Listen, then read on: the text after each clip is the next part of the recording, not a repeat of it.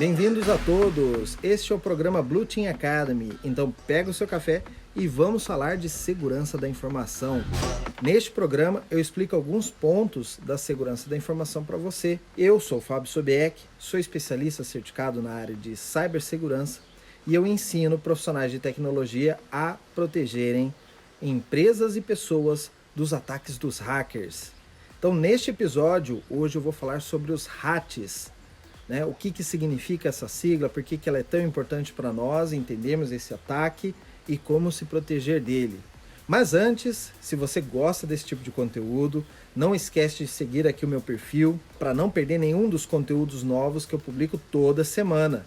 Então não se esquece, ativa aí o sininho para você receber essas notificações e também, se você quiser compartilhar esse conteúdo com outras pessoas, vai nos ajudar a crescer aqui a nossa audiência e ensinar mais e mais pessoas sobre segurança da informação.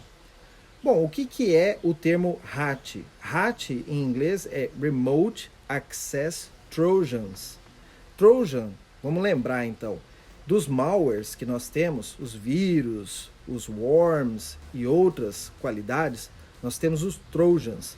Trojan normalmente é um programa que ele é um programa parecido com um programa real, mas que ele traz algum problema ali dentro, alguma vulnerabilidade, algum sistema para que o atacante possa acessar aquela máquina depois. Então o Trojan, ele vem de cavalo de Troia, Trojan, Troia, né? Se você lembrar a história, o cavalo de Troia ele foi um presente, né? E dentro desse presente, o cavalo, né, de madeira, estavam os soldados. Quando anoiteceu lá, os soldados saíram de dentro do cavalo e renderam todo mundo, né, que estava no castelo, que era altamente protegido. Então a gente fazendo essa mesma analogia na nossa empresa, a nossa empresa ela está protegida, ela é o castelo, certo? Mas o malware que tem esse Trojan, ele se disfarça de um programa normal. Por exemplo, antigamente a gente usava muito programas para gravar CD-ROM. E esses programas, os programas que eram gratuitos, eles traziam estes Trojans dentro dele. E aí o antivírus às vezes não era capaz de detectar e eliminar esse Trojan antes dele ser expandido dentro do seu computador e começar a tomar os seus arquivos. Hoje em dia, como que esses Trojans eles chegam dentro da empresa? Através de programas que os próprios funcionários trazem. E eu já fiz um episódio aqui falando sobre isso, chama Shadow IT, ou IT das sombras, ou tecnologia da informação das sombras. É quando um funcionário ele não sabe do risco que corre, ele traz um programa da casa dele, um programa que algum amigo fez, ou alguma coisa assim, e coloca isso dentro de um computador da empresa. Então, ali pode ter um Trojan. Todo software externo é um Trojan? Não. O Trojan é aquele que tem um problema ali dentro que vai permitir abrir um backdoor para que o atacante de fora ele possa mandar comandos para dentro dessa máquina. Então, o Remote Access Trojan, o HAT, ele é exatamente isso. Quando o Trojan já saiu do programa inicial, já se instalou como um outro executável dentro do Windows ou um outro binário dentro do Linux. E esse software, mas a minha empresa não permite conexão de fora. Olha qual que é a sagacidade do atacante. Esse software que está dentro da empresa, ele faz uma chamada para fora em HTTP, ou seja, uma chamada web, que normalmente nas empresas não é monitorada, não é filtrada. Então ele sai para a internet numa porta 80, uma chamada de browser normal, e ele vai até um endereço específico e pergunta: tem algum comando para mim? E a resposta desse site, que obviamente é o site do atacante, a resposta desse site às vezes é um comando. Olha, executa esse comando aqui e me dá o resultado. O que ele vai fazer? Ele vai executar o comando, vai pegar o retorno desse comando e vai mandar de volta para fora como se fosse uma chamada.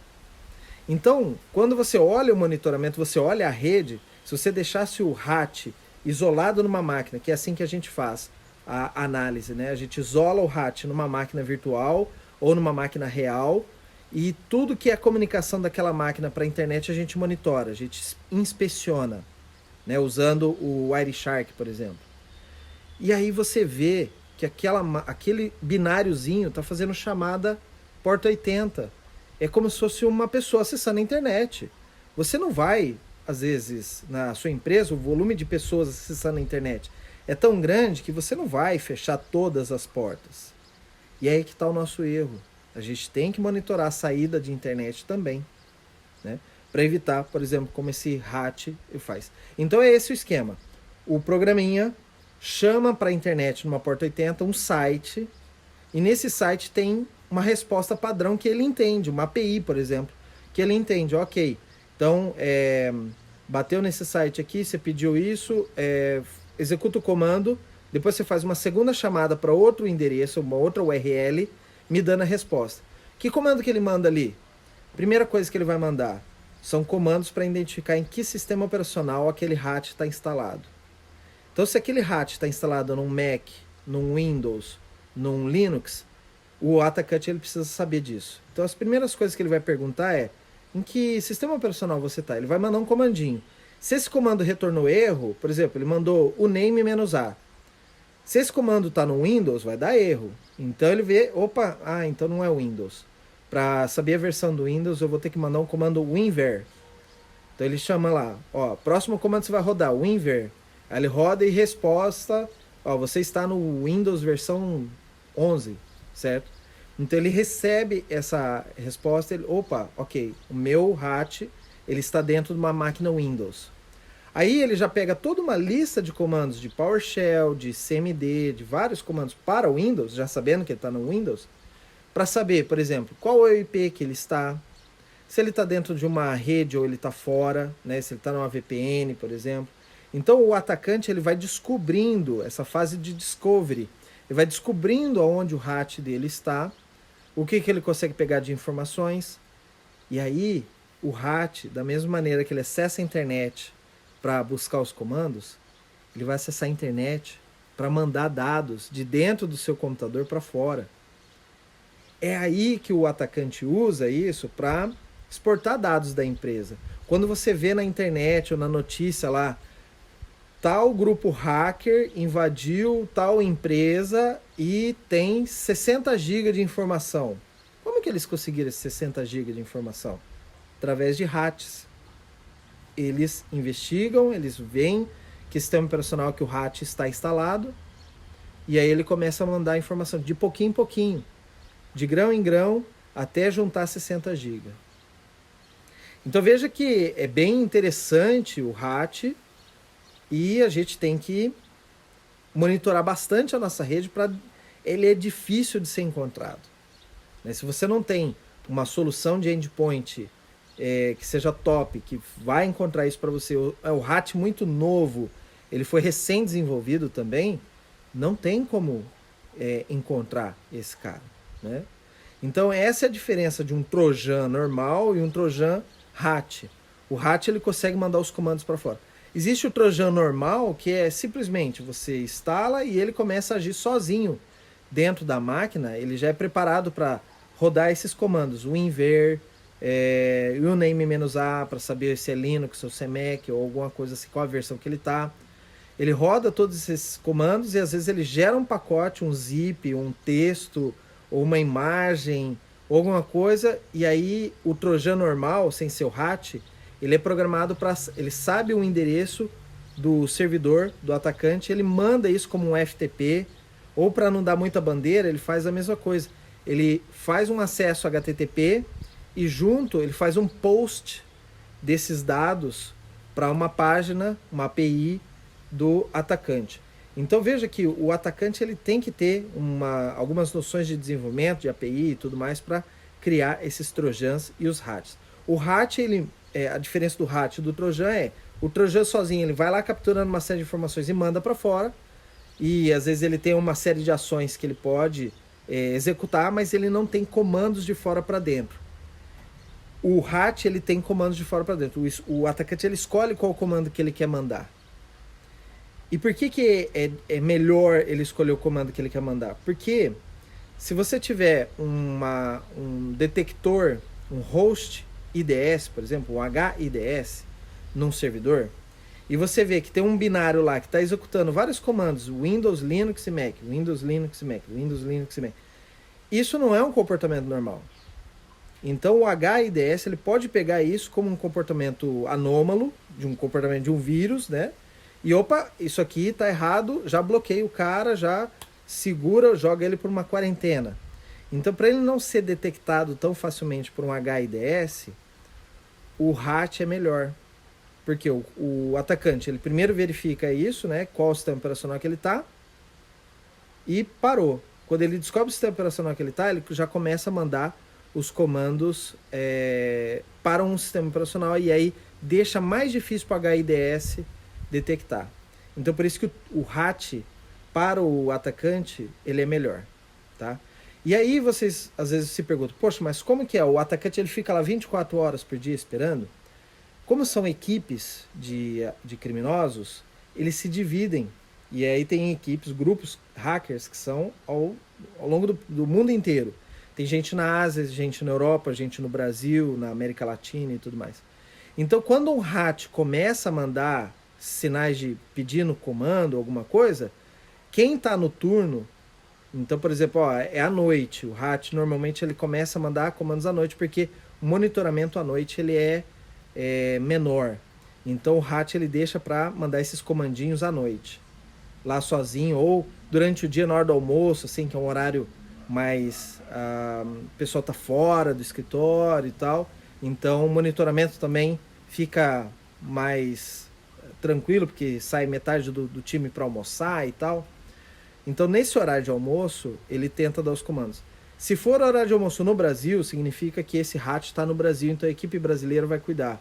Se é um horário à noite no Japão e no Brasil é de dia, a galera que está aqui no Brasil vai cuidar dos RATs que estão à noite operando lá no Japão. Então esses grupos, eles se dividem para sempre 24/7 terem alguém ali para cuidar e monitorar os RATs conforme eles vão mandando os comandos, né? Como que a gente pega, então, esse RAT? Como que a gente identifica o RAT dentro do computador?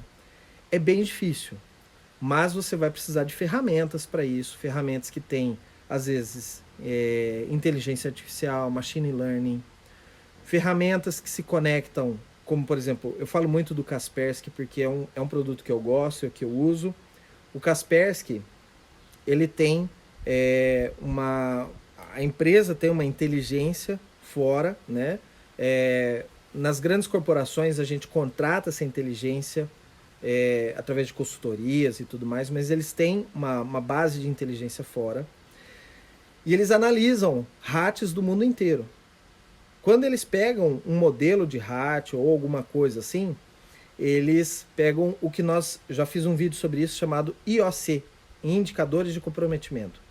Então eles pegam, por exemplo, qual que é o executável ou qual que é o padrão que esse RAT desenvolvido pelo João, né, ele faz. Ele pega, ele se junta a um serviço do Windows e toda vez que esse serviço do Windows roda o RAT também, e eles pegam essa informação e eles municiam todos os endpoints deles, os domésticos e os enterprise, para que quando tiver um sistema semelhante a esse, indique como um RAT. Então é por isso que você precisa de uma ferramenta. Você sozinho é muito difícil você identificar um RAT.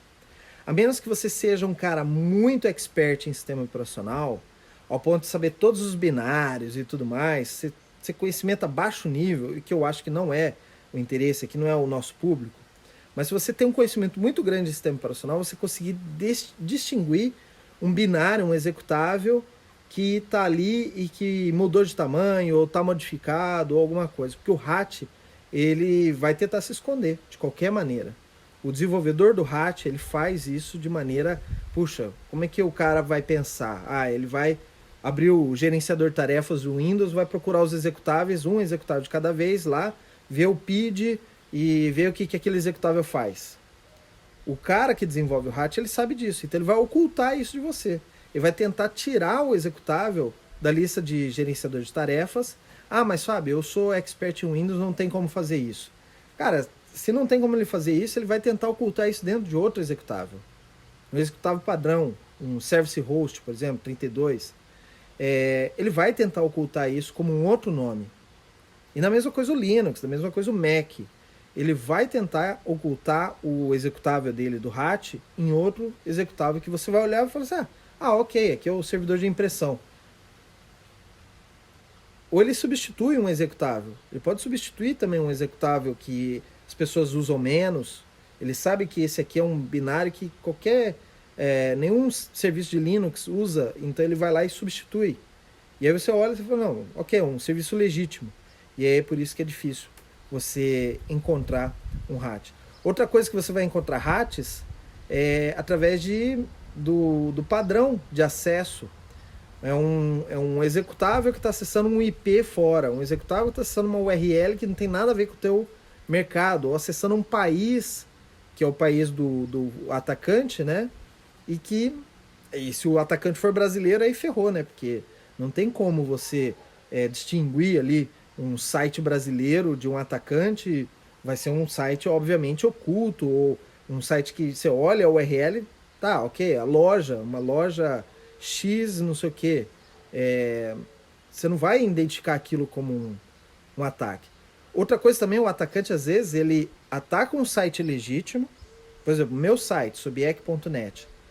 O atacante, ele ataca o meu site legítimo, ele coloca ali o binário dele de API, e quando o RAT for disparar a lista de estou ativo, quero o meu comando, ele vai bater lá no meu site, sobiec.net. E às vezes eu sou vítima, não tem nada a ver com o atacante, mas o atacante me atacou para depois atacar uma outra empresa. Então é difícil você pegar pelo o padrão, mas algumas empresas conseguem pegar o RAT pelo padrão dele, certo? O comportamento dele, ok? Outra coisa que você vai identificar, que você pode usar, quando um sistema está bastante lento ou acessando muita informação, você deixa lá o computador parado, não está usando nada, não está fazendo nenhum download. E você via monitoramento ou você olha a placa de rede do seu computador e você está vendo que está tendo muito tráfego de rede. Está mandando muita informação para fora. E você não está fazendo nada, você não está acessando nenhum site, nada. Então isso indica também que você tem alguma coisa ali no seu computador que está mandando dados para fora. Mas o meu OneDrive faz isso. Então, o OneDrive é um comportamento parecido com o RAT. Ele está ali em background, rodando e mandando dados para fora. Certo? Às vezes você vê que tem alguns arquivos específicos, né? Eu falei sobre os indicadores de compromisso, IOC. Então, às vezes, isso é interessante. Você pode também assinar a newsletter da Kaspersky, de fabricantes de antivírus, mesmo que você não tenha o antivírus na sua empresa ou na sua casa, para que você receba os alertas deles. Às vezes eles mandam os alertas assim, olha, vasculhem nos seus computadores, se você achar um executável com esse nome aqui, .exe, isso é um RAT. E aí basta você procurar no seu computador se você tem aquele executável ou fazer um script para você mandar para isso para toda a sua rede e buscar dentro da sua rede os computadores que têm aquele executável. Isso também é uma maneira de você detectar um RAT. E também os IPs, né? Ele saindo para IPs que não tem a ver com o seu negócio e tal. Então isso te ajuda a detectar um RAT, né? E aí só mais um ponto, né? Como eu disse, o RAT ele normalmente não aparece na lista de programas. Ele vai tentar se ocultar por um outro executável, mas ele pode tentar desaparecer ali da lista de gerenciador de tarefa ou se esconder dentro da lista de processo, da árvore de processo dentro do Linux. Ele pode tentar fazer isso, né? Por que a gente pode e deve proteger a empresa dos RATs, né? Os RATs, eles normalmente tem duas opções para o atacante usar um RAT. A primeira opção, quando ele não tem um alvo bem definido, ele quer pegar qualquer tipo de empresa. Então ele cria um RAT genérico, um RAT que ele vai distribuir através de um programa gratuito ou através de um app dentro da Google Play. ou também dentro da Apple Store. Tem hats agora para mobile também.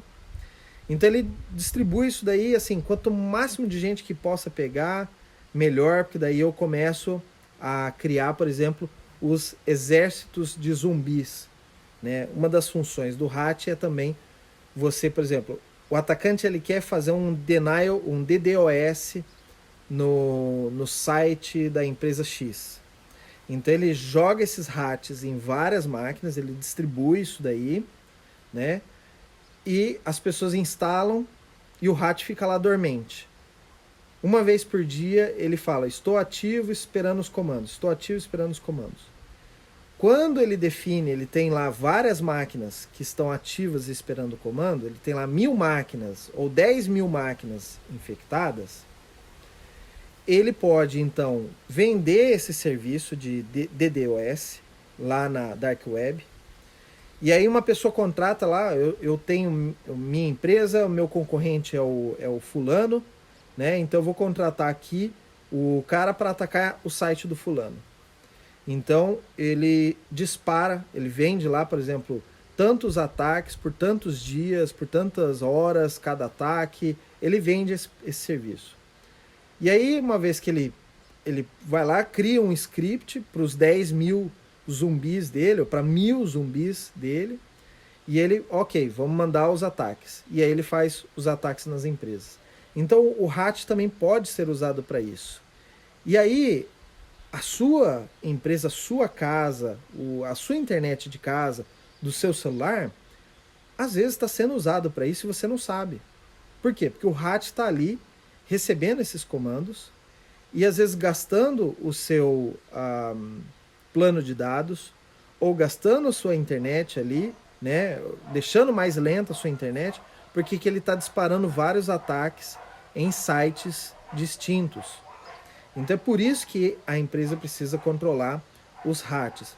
O hat também é uma fonte de extração de dados, a gente chama isso de exfiltração de dados. Quando o atacante ele tem um alvo já definido, ou ele deu sorte do hat dele cair numa empresa grande. Imagina você faz um hat e de repente o hat te fala: ó, estou ativo aqui numa máquina da Pfizer. Cara, hoje a Pfizer deve ser uma das empresas mais atacadas do mundo por conta da vacina, da pandemia. Todo mundo quer ter acesso aos contratos da Pfizer para saber alguma coisa oculta. Todos os atacantes estão em cima dos grandes farmacêuticos.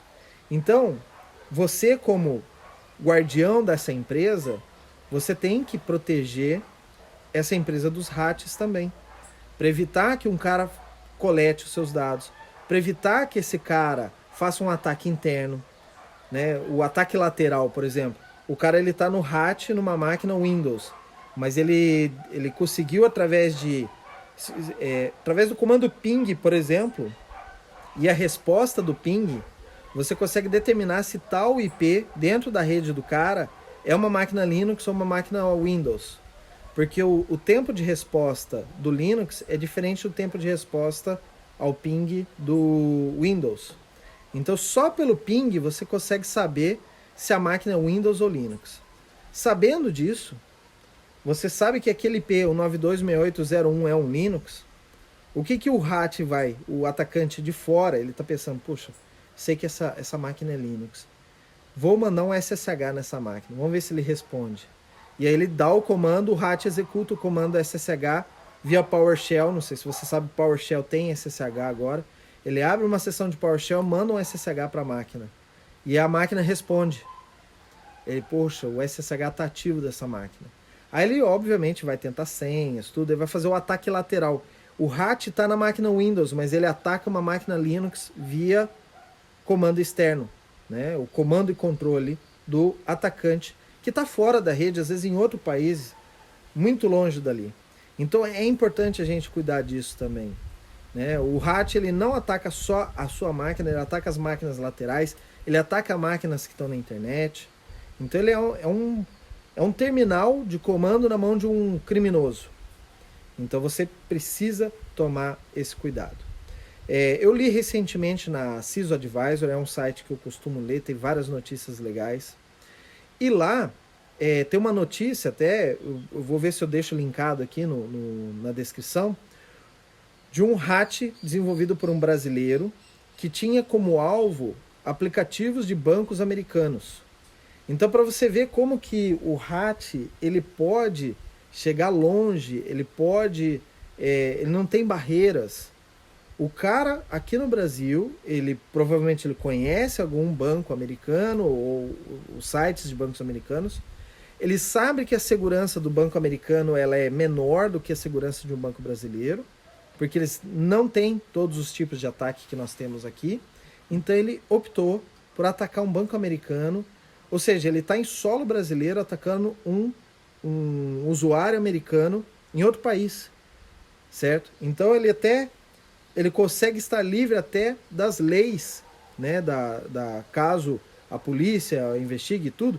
É muito trabalhoso para uma polícia americana entrar em contato com a polícia brasileira para tentar chegar no atacante. Então ele se esconde atrás dessa barreira. Então veja que, da mesma maneira que brasileiros fazem vírus dedicados e específicos para sites americanos, chineses, russos e outros coreanos, né, eles criam ataques para brasileiros, usando como vítima o brasileiro. Existem brasileiros que saem daqui, vão morar lá e aí, vamos dizer assim, explicam como que funcionam as coisas aqui, o Pix e tudo mais, e os caras lá desenvolvem software para isso. Tem também hats indianos, né? A Índia tem muitos desenvolvedores e às vezes você tem esse tipo de ataque também, com foco na Europa, com foco nos Estados Unidos, mas também com foco no Brasil, certo? Como eu já expliquei, os hats também são usados para ataque DDoS, então o cara pode estar no Japão, na China, na Rússia, ele vai usar os hats para atacar empresas do mundo inteiro. E às vezes ele pega, a sua empresa tem um link de internet grande, né, uma capacidade grande, uma velocidade alta, ele consegue infectar várias máquinas da sua empresa e você vai estar sendo usado, né, o seu link de internet para atacar um site que às vezes não tem nada a ver com você. Então isso é muito perigoso, certo? Outros hats, eles são usados para criptomineração, né, ou mineração de criptomoeda. Como você deve saber, mineração de criptomoeda é algo que exige bastante processamento, CPU, e obviamente, se você for contar o custo de energia elétrica e investimento em hardware para você minerar criptomoeda na sua casa, não vale a pena o resultado que você tem, né, da mineração de criptomoeda. O que é a mineração de criptomoeda? É você ajudar a fazer as transações, né, o cálculo das transações de de compra e venda de criptos. E com isso, quando você acerta ali o indicador, né, que você valida a operação, você ganha 0,0000 alguns bitcoins, certo? Então, obviamente, se você tivesse várias máquinas fazendo mineração de criptomoeda, você consegue no final do mês ter lá uns $500, $700. Agora, para você ter todas essas máquinas e ainda pagar energia elétrica e tudo, não compensa, porque $500 não vai pagar tudo que você investiu. O que o atacante faz? Ele gera um hat que faz criptomoeda, essa mineração de criptomoeda, usando o computador dos outros, usando o computador de uma empresa. Então é por isso que alguns desses hats, eles fazem isso, criptomineração dentro de computadores dos outros. Eu vi, por exemplo, um que não era um hat, mas era um site que o cara acessando, havia um JavaScript que usava o browser da vítima, né, de quem estava acessando o site, para fazer a mineração de criptomoeda. Então, como a mineração de criptomoeda é um custo alto, usar o computador dos outros para fazer isso, para nós, ou para o atacante, né, seria o ideal. Então, por isso, ele pode usar RATs para fazer isso. E se ele sabe de uma empresa que tem, por exemplo, computadores de alta performance, né, para para edição de vídeos e tudo mais, que tem placas de vídeo, NVIDIA, né, essas placas GPUs, ele sabe que aquela máquina tem uma GPU, aquilo é um potencial atacante. Hoje o meu laptop ele tem duas placas GPU, uma na CPU e outra externa em NVIDIA. A minha máquina, por exemplo, para um atacante de RAT que tem como objetivo minerar a criptomoeda, a minha estação é perfeita para ele. Porque ele vai estar usando o recurso do meu computador, né, a energia elétrica que eu pago e tudo, né, a internet que eu pago, para ele ter o benefício. Eu não vou ganhar nada e ele ganha tudo, né? Outros RATs, né, eles têm como objetivo acessar a webcam. Então você que tem webcam integrada, ou você que conecta a sua webcam, ou mesmo no celular, o atacante ele consegue ligar a webcam sem acender a luzinha. Né? A gente tem uma luzinha indicadora aqui, eu agora estou usando a minha webcam no computador, então tem uma luzinha ali que indica que eu estou sendo gravado. O meu próprio antivírus, o Kaspersky, de novo, né, que eu estou sempre falando do Kaspersky, toda vez que um programa, um executável dentro da minha máquina faz um acesso à webcam, ele me mostra um banner dizendo tal programa está acessando a webcam. E cara, você vai ficar assim, às vezes surreal saber que você está aqui acessando e às vezes o Excel abre a câmera. Para que o Excel quer abrir a câmera? Você está acessando o Google num site, o Google Chrome, num site assim, nada a ver, ele abre a câmera e ele não te pede permissão para abrir a câmera. Ele simplesmente abre a câmera. Né?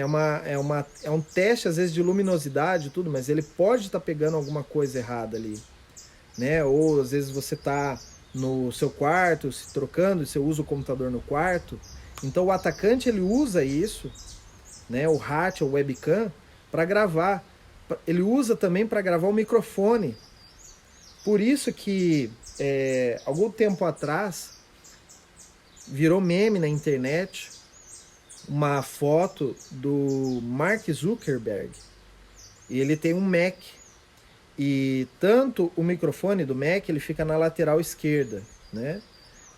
Tanto no microfone havia uma fita preta, como se fosse uma fita isolante, não dá pra gente saber. E na câmera também ele tampou a câmera com fita isolante. Alguns profissionais de segurança têm aquela janelinha, né? Aquilo é muito útil, porque por mais que o atacante consiga acesso à tua webcam sem sinalizar, quando você está com ela tampada, você está mais protegido. Mesmo assim, o microfone às vezes pode estar aberto. O microfone do seu celular pode estar aberto. Por isso que algumas reuniões de segurança não são permitidas as entradas de celulares. O celular tem que estar desligado. Certo? Teve reuniões já que eu fiz com clientes que os laptops tinham que estar desligados. Porque a reunião era bem secreta, né? Bem confidencial. Então a gente não podia sequer ligar, a gente teve que anotar tudo em papel e caneta para depois transcrever ou para depois trabalhar. Não tinha problema o conteúdo da reunião ser tratado por e-mail e tudo, mas durante a reunião não poderiam ter nenhum dispositivo que pudesse gravar a reunião. Então, o RAT ele pode estar em qualquer lugar, pode estar às vezes no computador de um prestador de serviço seu. Né? O atacante ele sabe que tal empresa presta serviço para o banco X e ele quer atacar o banco X, mas ele sabe que o banco X é muito protegido. Mas ele sabe que aquela outra empresa que presta serviço não tem tanta proteção. O que ele vai fazer? Ele vai atacar a empresa que não tem tanta proteção. Esse ataque a gente chama supply chain. Eu vou falar sobre isso sobre um outro dia. Mas o ataque de supply chain pode usar RATs em computadores de prestadores de serviço para atacar a empresa principal, a empresa que tem mais recursos, entendeu? Então você tem esse risco também. E, e algumas pessoas já chegam a me perguntar, falar assim, não, Fábio, mas é muito raro um ataque de hat, é difícil acontecer, quase não se vê na minha empresa. Posso dizer que você pode estar enganado. Você pode estar enganado porque você pode ter hats e não sabe disso. E até é engraçado, né? A sigla ser hat, e em inglês hat é rato, né? Que muitas das publicações americanas, tudo, quando você vê falando sobre o termo, eles usam figurinhas ou alguma coisa assim, espantando os ratos de dentro da sua empresa. Porque é exatamente isso. O rato, ele, dentro de uma casa, ele se esconde, ele só sai de noite, ele vai buscar comida, ele rói, né? O rato no computador, ele é a mesma coisa. Por isso que algumas empresas, por exemplo, colocam a política dizendo que você não pode deixar o computador ligado durante a noite. Sabe quando o pessoal ainda trabalhava em escritório, e aí o cara saía às 6 horas da tarde ou 7 horas da noite e tal, ele simplesmente bloqueava o computador, deixava o computador ligado a noite inteira e ia para casa, no outro dia ele só desbloqueava e voltava a trabalhar. Existem empresas que não permitem você fazer isso. Né? Eu trabalhei numa empresa, que eu não posso citar o nome, mas lá eu era prestador de serviço e uma vez eu deixei o computador ligado, aí à noite rodava um script, um programinha para saber se tinha máquinas ligadas. A minha máquina foi pega ligada, o pessoal do SOC foi lá, desligou minha máquina e deixou uma cartinha para mim. No outro dia eu cheguei lá, abri a cartinha, vi que se tratava, tal, que eu tinha que falar com o gerente que minha máquina estava bloqueada. Aí eu fui falar com o gerente, falei, olha, eu não sei o que aconteceu, a minha máquina não liga e tá essa carta aqui. Aí o cara falou, você deixou sua máquina ligada ontem? Eu falei, acho que sim, mas eu bloqueei a máquina. Ele falou, então, mas não pode, isso é uma política interna da nossa empresa, porque se tiver algum programa rodando na sua máquina, à noite ele ativa e ele vai sair vasculhando toda a rede aqui. Então, ali já era o hat e eu não tinha noção, porque eu estava bem no começo da carreira, né? Eu não sabia o que se tratava, mas eu falei, nossa, que interessante isso. Um programa que só se ativa à noite e que fica vasculhando servidores, máquinas, tentar fazer os ataques laterais. Isso era 2004 quando aconteceu isso. Então, gente, não pense que os hats são ataques raros. Eles são mais frequentes do que você imagina. Não necessariamente eles entram na empresa através de trojans, como eu expliquei, através de softwares legítimos. Às vezes ele entra através de um phishing, né, enganando um usuário. O hat ele tende a ser um programa pequeno, porque ele só precisa se alojar dentro de um sistema operacional para começar a dar comandos para fora. E uma vez que ele dá comando para fora, ele pode fazer o download de outros programas, ou seja, o hat ele pode ser pequeno, fazer download de outros componentes e se auto-instalar no computador e ir crescendo. Olha como que chega a engenhosidade de um hat. Por isso que ele é tão perigoso, certo? E é por isso que a gente precisa proteger as empresas desse tipo de ataque. E é um ataque, às vezes, que você pode pensar, o atacante tem que ser muito top para fazer isso. Cara, às vezes ele não é o atacante que está mandando o hat para você e operando o hat, não é ele que desenvolveu. Ele compra um hat no mercado, na Dark Web. Ele compra um hat desenvolvido por outra pessoa. Então, não precisa ter conhecimentos técnicos muito grandes para um atacante te atacar com um hat. Tá? Então, por isso que você tem que ficar sempre atento, alerta a esses sinais. E é por isso que você precisa proteger as empresas de ataques como esse. Ok? Bom, e agora eu vou explicar para você como você pode se proteger do hat. Mas antes, eu queria te pedir aqui para você deixar um like, compartilhar esse conteúdo com outros colegas que você acha que vão aproveitar esse conteúdo aqui, que vão aprender sobre os hats, né? E para que mais e mais pessoas possam aprender como proteger os seus ambientes dos ataques dos hackers, ok? Então posso contar com o seu suporte aí, o seu apoio, compartilhar essa mensagem com seus amigos e eu vou te agradecer imensamente por essa contribuição que você faz para o nosso canal aqui, para o nosso perfil, ok? Bom, o primeiro ponto, quando você identifica ou quando você acha que você tem um hack dentro de um computador ou de uma empresa, é você desconectar esse computador comprometido da rede. Por quê? Como ele tem que sair para a internet para buscar os comandos, quando você desconecta ele da internet, você está cortando o cordão umbilical dele com o atacante. Então ele para de receber comandos de fora. Alguns hacks eles são desenvolvidos para, caso ele não tenha acesso externo ou esteja offline, para ele ter uma bateria de comandos que ele pode executar ali e armazenar a resposta e mandar depois que ele estiver conectado, tá? Então existem hacks inteligentes a esse ponto. Então o fato de você tirar essa máquina da internet não significa que o hack já está resolvido. Você está cortando uma comunicação externa, né, com a máquina que você acha que está comprometida, certo? Depois disso, obviamente, você vai fazer uma investigação e aí para isso você vai ter que usar algumas técnicas que são usadas no forense digital para fazer uma análise da sua máquina, tentando descobrir qual que é o hack ou se há um hack instalado ali, certo? Então, por ele já estar offline, você vai ter mais dificuldade com isso e o próprio hack, por ele estar offline, ele pode fazer, é algo que existe no mundo real, né? A bactéria, por exemplo, quando algumas bactérias, falando de biologia, tá? Algumas bactérias, quando elas estão no meio que não é ideal para essa bactéria, elas criam uma capa às vezes de gordura ou de proteína ao redor da bactéria e ela se protege, ela se fecha ali até um ponto, ela inverna, né? Até um ponto onde ela testa de novo se ela está num ambiente mais propício. Se ela não está nesse ambiente propício, ela se torna a fechar e espera mais um tempo.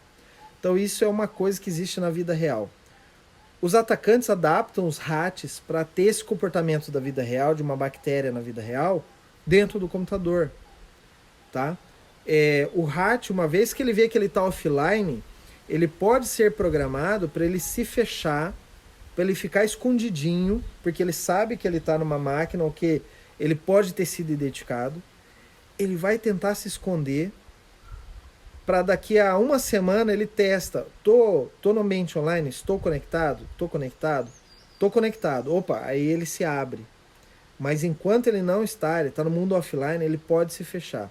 E aí se torna mais difícil para você encontrar este hack, né, esse vírus que está dentro do seu computador. Então, você tem que ter, por exemplo, um antivírus bem atualizado, que faça aquele trabalho que eu falei, que a Kaspersky faz de inteligência fora, coleta IOCs, e uma vez ele atualizado, ele identifica ali, ou por hash, ou por outras características, identifica, olha, esse arquivo aqui, ele é um hack. Esse arquivo aqui é um hack invernado. Esse aqui é um hack protegido, entendeu? Então você vai precisar ter ferramentas externas. Existe uma outra ferramenta chamado analisador de rootkit. Ele seria como se fosse um antivírus, mas ele é um antivírus específico para hacks. Você pode baixar esse executável ou usar esse executável no modo portable, num USB, na sua máquina, rodar na sua máquina para ver se ele acha alguma evidência de hack ou hack protegido, né? Então você pode usar esse método também. Outra coisa também que é interessante você utilizar para se proteger é fazer com que seus usuários utilizem múltiplo fator de autenticação. Por que o MFA na autenticação ele protege você de um RAT? Porque o RAT, quando ele instala na máquina, ele consegue acessos de memória, às vezes, se a memória não estiver protegida. Ele consegue acesso à rede, ele consegue acesso ao teclado. E o RAT, conseguindo acesso ao teclado, fazendo o que nós chamamos keylogger, né, que é o registro de todas as teclas que você digita, nesse processo ele pode capturar uma senha sua. Existem RATs, eu esqueci de falar isso lá no começo, mas existe um RAT, por exemplo, que ele se instala, um trojan que ele se instala na máquina e ele só faz captura de log, né, captura de teclado e salva isso tudo no arquivo texto e manda esse arquivo texto como um post para o atacante. O atacante lê aquele bloco de texto, não vai ter os espaços certinho e tal, mas ele lê aquele bloco de texto e, por exemplo, quando ele acha assim a palavra admin, ele sabe, opa, aqui o cara entrou ele digitou o nome do usuário. Passou um tempinho, ele digitou XYZ1234 cifrão. Cara, isso tem toda a cara de uma senha. XYZ1234 cifrão. Aí ele já capturou o admin e a senha, ele já capturou as credenciais. Então, você usar múltiplo fator de autenticação, ele vai limitar um pouco a ação do RAT, vai tirar um pouco de poder do RAT de capturar a sua senha, certo? E não só capturar a senha, o RAT, uma vez que ele capturou a senha e o atacante já sabe que aquela ali é a senha, ele pode usar o RAT para, de noite, quando você estiver fora, ele executar um SSH lá naquele servidor Linux que ele descobriu, certo? Ele pode ver ao longo do dia que o cara deu um SSH num servidor e ele capturou a senha ali. À noite, a hora que a máquina estiver ligada e o usuário não estiver operando, ele vai lá e executa o SSH, o atacante. Então, você usar MFA não só no seu computador, mas nos servidores, no servidor Linux, no servidor Windows que você vai se conectar, você diminui o poder de ação do RAT. O RAT pode até capturar a tua senha, ele pode até capturar a tua senha OTP, mas a senha OTP ela só vale uma vez, e uma vez já era, né? E não consegue se autenticar de novo, ok? Outra forma de proteger sua empresa contra os RATs é manter atualizados seus sistemas operacionais, Linux, Windows, celulares, o Android, as aplicações, tá? Não adianta você manter o seu Windows atualizado e você usar ainda um Office antigo, você usar uma aplicação antiga, uma aplicação PUT, né, que é usado para SSH antigo. Sempre que esses aplicativos tiverem atualizações, atualize também, certo? Então atualize o sistema operacional, atualize os aplicativos, atualize tudo que você puder atualizar, tá? Em empresas, eu sei que o processo é mais moroso, mais lento, porque tem que avaliar se aquela aplicação, aquela atualização não vai quebrar nada, tal. Mas agilize o seu time interno para que eles possam fazer a entrega das atualizações o quanto antes. Porque quanto mais você se mantém atualizado, o RAT, que ele usa uma vulnerabilidade, ele vai perder o poder de ação. Avise seus usuários para evitar os links estranhos, os links não reconhecidos, o phishing scan. Né? O RAT ele entra pelo phishing scan, na maioria dos casos. Tá? O RAT ele entra pelos aplicativos feitos download por usuários. Então tome cuidado, filtre isso dentro do acesso à internet da empresa. Filtre isso dentro do seu gerenciador de estações, o máximo que você puder. O cara quer instalar um aplicativo, você cria lá uma lojinha de aplicativo da sua empresa. O cara quer instalar o aplicativo, olha lá na lojinha, tem na lojinha, baixa da lojinha. Né? Existem empresas que fornecem soluções de gestão de software para estações de trabalho. Não é de segurança isso. Isso é gestão de recursos, gestão de desktops. Então você tem, por exemplo, o Microsoft Intune. Se a sua empresa usa bastante o Microsoft, procure saber o que é o Microsoft Intune. Ele consegue tanto instalar aplicativos quanto atualizar os aplicativos, tá? Revise os softwares que você vai instalar na sua empresa, tá? Então, para todo mundo que precisa instalar qualquer programa de software de zip, software de Adobe para ler PDF, eu não quero usar o Adobe PDF, eu quero usar esse cara aqui, o Free PDF. Você fala, pera aí, cara, vamos avaliar se esse software não tem nenhum trojan. Vamos avaliar se ele não tem nenhum risco, nenhum perigo, certo? Então você instala esse software numa máquina, você monitora aquela máquina por algumas horas para ver se ele não tenta fazer nenhuma comunicação externa. Você ativa o software, lê o software. Tem softwares de análise de binário de aplicações. Então procure saber um pouco mais sobre isso. Eu vou gerar aqui algum conteúdo sobre isso também. E só permita que a empresa instale softwares que você validou e verificou que estão limpos, tá? Também é ideal que você utilize dentro da sua empresa os IDS, Intruder Detection System. Existe o IDS de rede e o IDS de host, como eu falei aqui ao longo do episódio. O IDS de host você vai instalar dentro de uma máquina Windows, por exemplo, e você vai instruir o programa falando assim, olha, esse servidor, ele é um servidor de e-mail. Então, ele de fábrica, ele já sabe, olha, se é um servidor de e-mail, ele faz tais conexões para fora, recebe tais conexões de fora. O que for diferente disso é um ataque, né? Existe o IDS de rede. O IDS de rede, ele monitora os pacotes de rede e monitora para você se uma máquina está fazendo muito acesso externo ou acesso para sites que não tem nada a ver com a empresa, tal. Então é interessante você fazer isso. E por fim, usar a política do List of Privilege. O que é o List of Privilege? É o mínimo de privilégio possível. Se o cara precisa acessar o banco de dados, por que ele precisa acessar o banco de dados? Dá o mínimo de acesso para ele fazer o que ele precisa fazer no banco de dados. Se ele só precisa consultar, fazer leitura no banco de dados, você não precisa dar leitura escrita para ele. Só dá leitura. Se ele só precisa fazer uma consulta, faz uma Store Procedure para ele, que ele só executa aquela Store Procedure e faz a consulta lá no banco de dados. Você não precisa dar acesso ao banco de dados inteiro para ele. Tá? Você não precisa dar uma conta para ele de super user. Se o cara vai acessar o Linux, você não precisa dar um acesso root para ele, só para ele subir alguns arquivos. Um acesso de usuário comum já é o suficiente para ele. Então você tem que administrar isso. Por que a gente faz isso? Porque o RAT, ele vai usar a sua conta, a sua sessão, às vezes, para embarcar e mandar um comando junto com a sua sessão. Ele sabe que você estabeleceu uma conexão com SSH, ele vai, às vezes, junto com a sua conexão, ou ele guarda suas credenciais para à noite ele usar a sua sessão.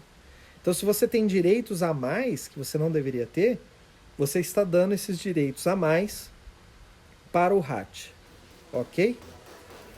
Bom, pessoal, era isso que eu tinha para falar hoje sobre esse assunto dos RATs. Espero que você tenha compreendido tudo aqui, o que nós falamos. Se surgiu alguma dúvida, comenta aqui para nós. Se alguma coisa fez sentido para você, Fábio, isso aqui eu gostei, isso aqui eu não achei legal, comenta aqui embaixo para que a gente possa saber como que esse conteúdo está fazendo sentido para você ou não. E se você tem dúvidas, mande suas dúvidas também. Eu adoro falar sobre segurança da informação e poder trazer assuntos novos aqui para você aprender a proteger empresas e pessoas dos ataques dos hackers. Muito obrigado pela sua audiência e até mais.